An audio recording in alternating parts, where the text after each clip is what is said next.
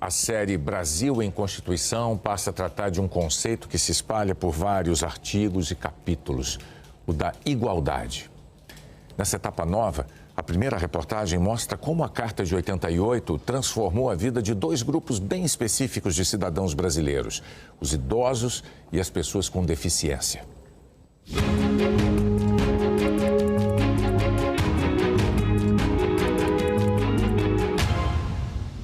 Eu acho que talvez o valor mais importante da democracia seja a da igualdade de oportunidades das pessoas. Se eu pudesse escolher, eu gostaria que todas as pessoas, no marco zero das suas vidas, tivessem acesso às mesmas oportunidades. E aí sim, a vida seria feita do mérito de cada um, do caráter de cada um. Num mundo desigual, a vida acaba sendo uma corrida em que alguns começam muito na frente e outros começam muito atrás. E os que começam muito atrás para chegar no mesmo lugar têm que fazer muito mais esforço. O ser humano está no centro da Constituição de 88. Não é à toa que o artigo que trata dos direitos e das garantias fundamentais das pessoas seja o mais longo da Constituição. Tem 79 incisos. É o artigo 5º, que começa assim: todos são iguais perante a lei, sem distinção de qualquer natureza, garantindo-se aos brasileiros e aos estrangeiros residentes no país a inviolabilidade do direito à vida, à liberdade, à igualdade, à segurança e à propriedade. E esse artigo é maior do que ele mesmo, porque o conceito que ele enuncia de igualdade se espalha por toda a Constituição e orienta a formulação de vários outros capítulos e artigos que tratam de seres humanos e da igualdade entre eles. Artigo 24. Compete à União, aos Estados e ao Distrito Federal legislar concorrentemente sobre a proteção e integração social das pessoas portadoras de deficiência. Artigo 230.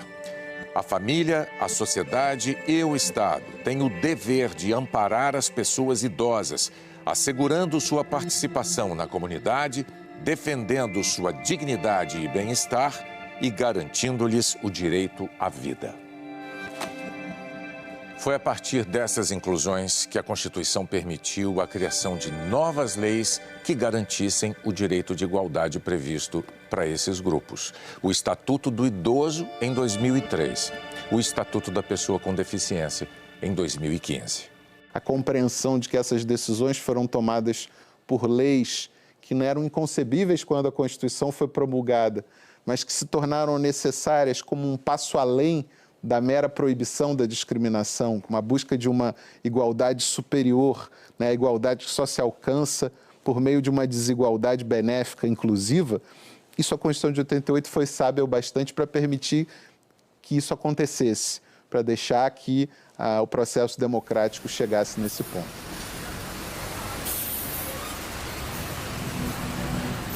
Rua Nelson Mandela.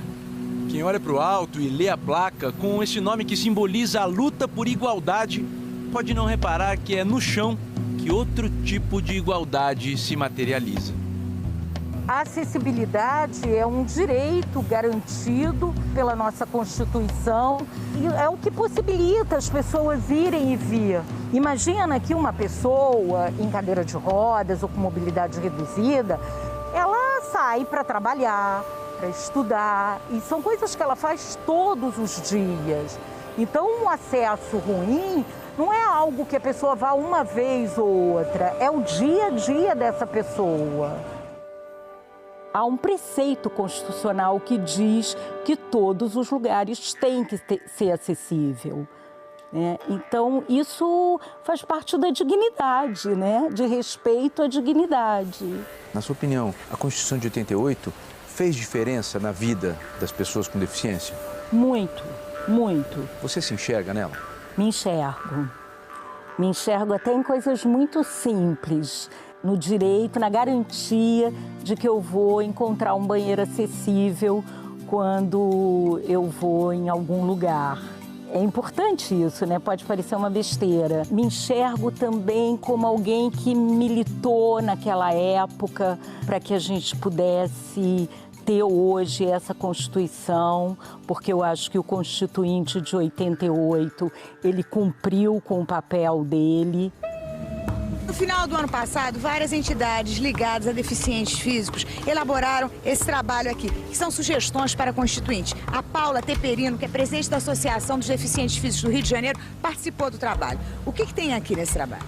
Olha, esse trabalho tem as nossas principais reivindicações para serem incluídas no corpo da Constituição. Nós não seríamos uma parte, um capítulo à parte, e sim nós estaríamos inseridos em todo o corpo da Constituição. Proteção especial para a pessoa deficiente. E os próprios deficientes fizeram suas reivindicações aos constituintes. Nas exposições, um pedido comum: respeito e igualdade. Eu acho que a gente tinha muito um ideal de que as pessoas nos vissem, né? Nós éramos completamente invisibilizados. Se quisesse entrar num ônibus, você conseguiria? Não. No metrô? Piorou. Subir na calçada? Também não. A Constituição que diz que os locais têm que ser acessíveis às pessoas com deficiência. Claro que não vai depender única e exclusivamente da Constituição. Vai depender de leis estaduais e principalmente municipais que garantam a acessibilidade. Mas o preceito constitucional está ali. Isso é dignidade. Então, o texto constitucional é esse ponto de largada em que os diversos grupos sociais vão buscar se apropriar daquela ferramenta para ir para o jogo do político, para ir para o jogo da vida social e construir seus sentidos, seus diferentes sentidos na luta por direitos.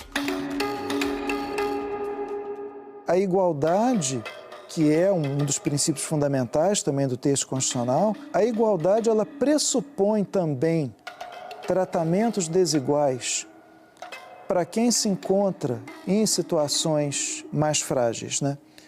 Tratar os iguais de modo igual e os desiguais de modo desigual na medida em que se desigualam, né? As pessoas que se encontram numa situação de especial debilidade, elas têm o direito à assistência social previsto expressamente no texto constitucional.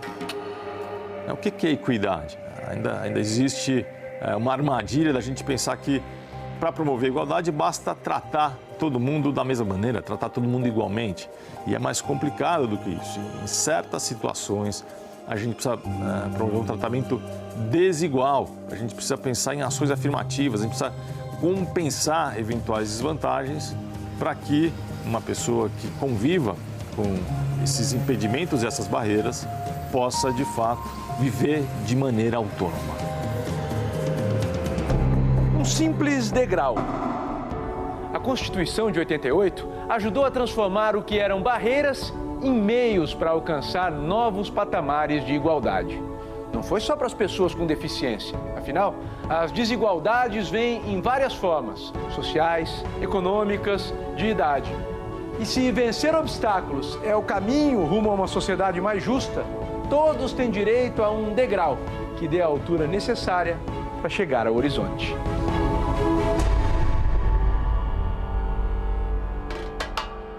Não fosse a Constituição civilizatória e cidadã, nós não teríamos entrada para poder ter mais tarde, cerca de 15 anos depois, o Estatuto do Idoso que assegura esses direitos.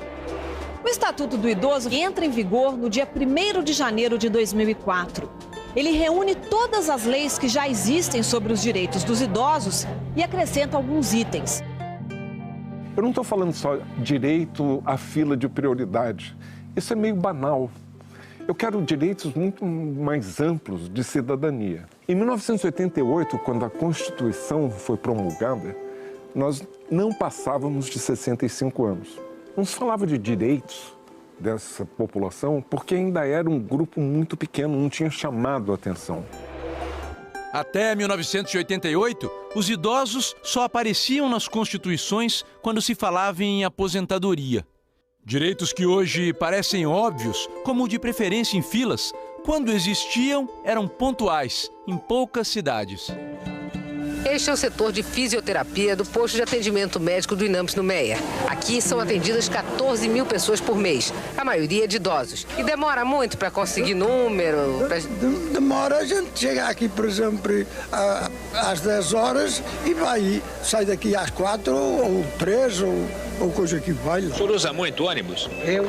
Não, uso até pouco, mas para mim ficou bom porque tem dia que não tem um tostão para viajar. A Constituinte e a proteção ao idoso, uma dívida social. O idoso mereceu um artigo, no qual se afirma que o Estado e a sociedade têm o dever de amparar as pessoas idosas através de programas que assegurem sua participação na comunidade e garantam sua saúde e bem-estar. Quando nos vemos no espelho, a imagem é um retrato do presente. Mas se olharmos bem, é quase inevitável pensar na ação do tempo e no futuro. É assim também com a nossa Constituição, que não se preocupou só com o Brasil daquele momento, no final dos anos 80. Ela buscou garantir, lá no passado, a dignidade de uma velhice tranquila, que se reflete nos direitos de hoje. Nesse campo específico, foi importante a remissão que a Constituição fez, porque ela permitiu que o legislador conferisse direitos de modo mais detalhado aos idosos. Então, permitiu, por exemplo, direitos de assistência, de convivência, de acessibilidade. Eu não quero que ninguém me trate fazendo favorzinho. Ó, vovozinho, olha ali, toma a bênção. Não, eu quero ser tratado como um cidadão com direitos, que seja respeitado. A palavra aqui principal é respeito. Eu vou brigar pelos meus direitos na expectativa de que os seus, os mais jovens, possam ser observados de uma forma mais rigorosa quando vocês, mais jovens, chegarem lá. Você não é jovem para sempre. Você é o velho de amanhã. Artigo 230. A família, a sociedade e o Estado têm o dever de amparar as pessoas idosas, assegurando sua participação na comunidade, defendendo sua dignidade e bem-estar e garantindo-lhes o direito à vida. Há 15 anos, William teve um gostinho de como seria a vida no futuro. William é bancário e Tatiana, médica, residente em ortopedia. Eles estão aqui para experimentar dificuldades cotidianas comuns a quem tem mais de 60, 70 anos. Para simular o cansaço dos músculos, pesos de 3 quilos nas pernas. Nos ouvidos, tampões de silicone e óculos especiais que dificultam a visão. E a lista das tarefas. Andam na rua. Nossa senhora, vou cair em algum buraco. Depositam e sacam no caixa eletrônico. Pronto, pra lá, né? Pra lá. Depois fazem compras no supermercado. Tem uma fila de idosos, aonde é?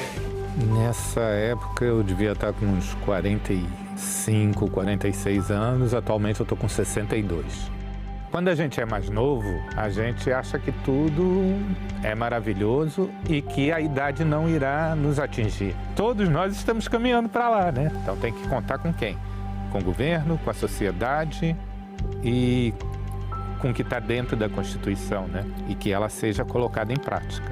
A gente, para lutar, para conquistar alguma coisa, a gente tem que saber dos nossos direitos. Que tal espalhar esses artigos por aí, né?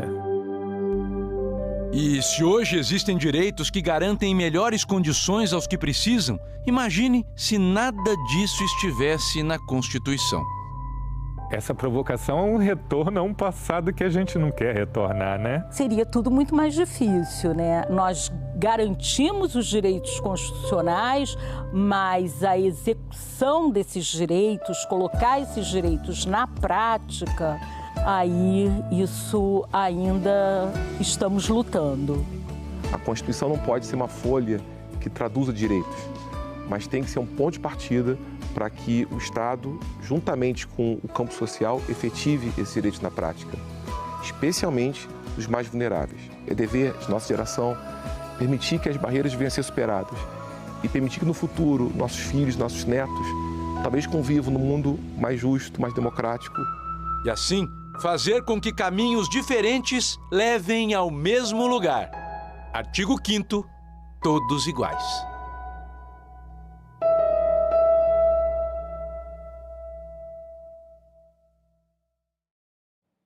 Você pode rever essa reportagem e todas as demais da série no Globoplay. A série Brasil em Constituição vai voltar na segunda-feira. Se inscreva no canal Noar Games TV 2 para mais vídeos e notícias da televisão.